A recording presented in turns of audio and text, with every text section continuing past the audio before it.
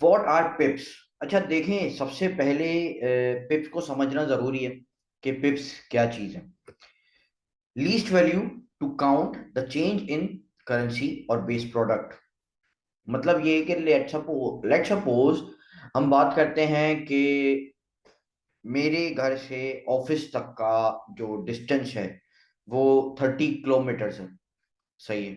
अब ये जो 30 किलोमीटर है, ये जो मैंने किलोमीटर वर्ड यूज किया है, ये एक स्टैंडर्ड यूनिट है। अगर मैं इस बैकग्राउंड की बात करता हूँ, ये जो ब्लैक कर्टन हमारे बैकग्राउंड पे लगा हुआ है, अगर इसकी बात करता हूँ तो हम इसको मीटर्स में कैलकुलेट करेंगे कि भाई 1 मीटर है, 1.5 मीटर है, व्हाटसोएवर।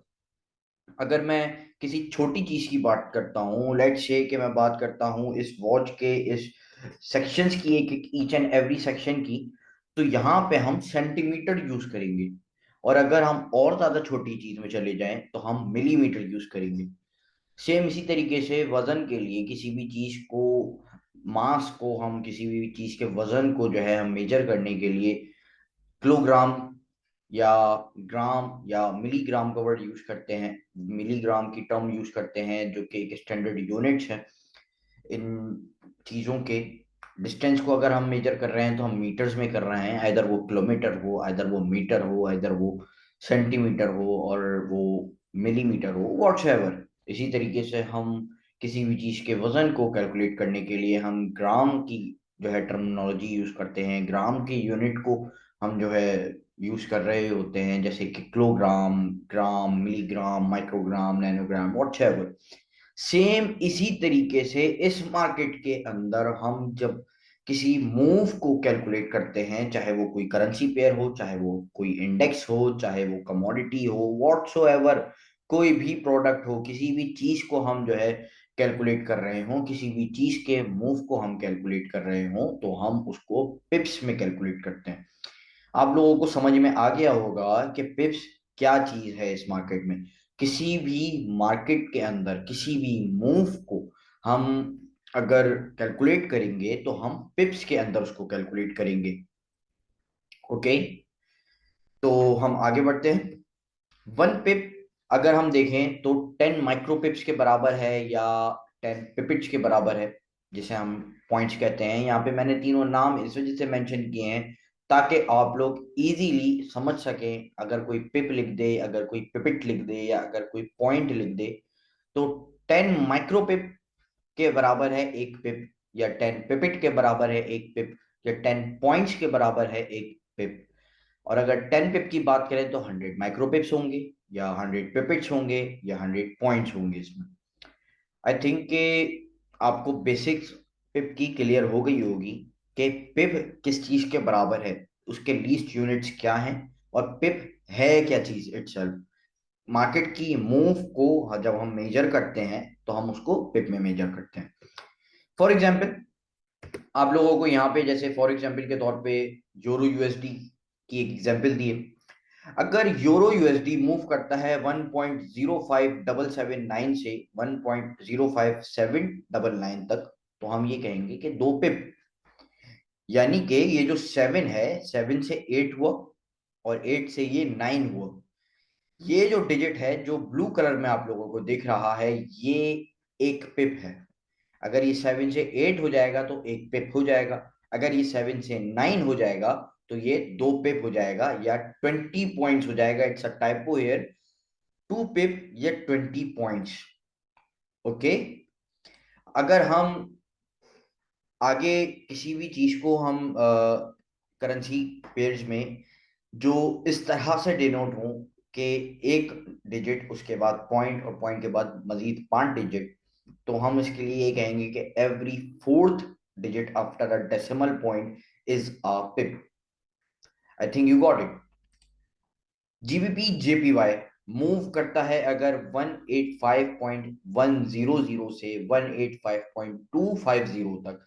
यानी कि ये जो जीरो है, पहले 1 हुआ, फिर 2 हुआ, फिर 3 हुआ, एंड सो ऑन, एंड जब दोबारा ये जीरो हुआ तो ये डिजिट 2 हो गया, एंड देन ये 5 तक आया है, 5 तक आया है ये 10, और ये 5 यानी कि 25। तो इसका डिफरेंस क्या निकलेगा? 15 निकलेगा। यानी कि ये 15 पिप्स है। इसको आप अगर हम देखें, ये 1 और 0, हमें 0 को हटा देते हैं, ये पॉइंट से पहले 185 है, इसको हटा देते हैं, तो हमारे पास क्या बचा? 10। बाकी सारी चीजें वही हैं, तो हमारे लिए कोई जरूरी नहीं है। लेकिन सिर्फ जो चेंज आया है इधर, यहाँ से आया है 10 से 25 तक, यानी कि 15 पिप्स का ये चेंज आया है। और आपको जैसे बताया है कि एक पिप 10 पॉइंट्स के बराबर होता है, तो 15 पिप 150 पॉइंट्स के बराबर होंगे। Every second digit after decimal point is a pip. जो कैलकुलेशंस ऐसी हों कि 3 digit then point and then 3 digit, तो every second digit after a decimal point is a pip. I hope you got it. Gold की अगर हम बात करते हैं, गोल्ड अगर मूव करता है 1933 से 1934 तक, यहाँ पे आप लोगों को दिख रहा होगा कि जो जीरो है, इसको मैंने जो है ब्लू से मार्क किया हुआ है, यानी कि जो जीरो है ये एक पिप है। अगर ये 0 1 हो जाएगा तो एक पिप हो जाएगा, अगर ये 0 2 हो जाएगा तो 2 पिप हो जाएगा, एंड ये अपना जीरो अगले जीरो तक का जब सफर तय करेगा तो फिर ये जो है 10 पिप हो जाएगा। 1933 से 1934 तक अगर अगर गोल्ड जो है मूव करता है तो ये 10 पिप है, या $1 हम इसको कह सकते हैं कि गोल्ड में $1 मूव आया।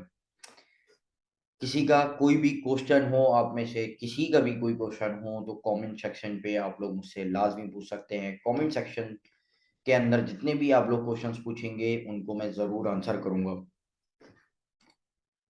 Important to note, every $1 in gold is 10 pip. Every 1 pip of GBP JPY is 0.06603 almost, not always equal, क्योंकि आपको भी पता है कि डॉलर की जो अमाउंट है, जो वैल्यू है against the GBP and against the JPY, fluctuate कर रही होती है, बट अप्रोक्सीमेटली दिस आंसर आएगा, इसी के अराउंड आपके पास आंसर आएगा, every 1 pip for 0.01 lot. Okay. अब जैसे यहाँ पे देखें, आप लोगों को दिख रहा है कि गोल्ड में जो है ऑलमोस्ट जो 10.6 पिप का मूव आया, तो ये 1.06 जो है हमारे पास प्रॉफिट हुआ है। और सेम इसी जगह पे यहाँ पे 1941.69 से 1943.03 तक गोल्ड ने मूव किया है, सेलिंग थी। बाइंग की है, गोल्ड ऊपर गया है तो प्रॉफिट हुआ है। सेलिंग की है, गोल्ड ऊपर किया है गया है तो लॉस हुआ है। अब ये कैसे हो रहा है? बाइंग और सेलिंग क्या है, किस तरीके से होती हैं? बाइंग आप लोगों को समझ में आता है कि भाई लेट्स से मैंने प्रोडक्ट बाय किया, सस्ते में था, मैंने खरीद लिया, महंगा हुआ मैंने बेच दिया, ओके, आई हैव प्रॉफिट, समझ में आता है। बट सेलिंग से कैसे प्रॉफिट हो रहा है, ये आप लोगों को आगे आने वाली वीडियोस में बताऊंगा। स्टे ट्यून रहिएगा। जितनी भी चीजें मैं आप लोगों को यहाँ पे समझा रहा हूँ, जितनी भी चीजें आप लोगों को मैं बता रहा हूँ, बहुत इंपॉर्टेंट है, बहुत ज्यादा इंपॉर्टेंट है। इन सबको लर्न करना, इन सबको सीखना। और मेन चीज, सबसे मेन चीज, आप लोगों को क्वेश्चन आंसर्स करने चाहिए। आप लोगों को ओपन है क्वेश्चन आंसर्स के लिए। आप कमेंट सेक्शन में जरूर क्वेश्चंस करें। मैं पर्सनली आप लोगों के क्वेश्चन आंसर्स को जो है आंसर करूंगा, वीडियोस के अंदर भी और कमेंट्स के अंदर भी, ताकि ज्यादा से ज्यादा नॉलेज आप लोगों को दी जा सके। चैनल को सब्सक्राइब कीजिएगा, बेल आइकन को जरूर दबाइएगा, ताकि आगे आने वाली वीडियोस जरूर आपको मिल सके।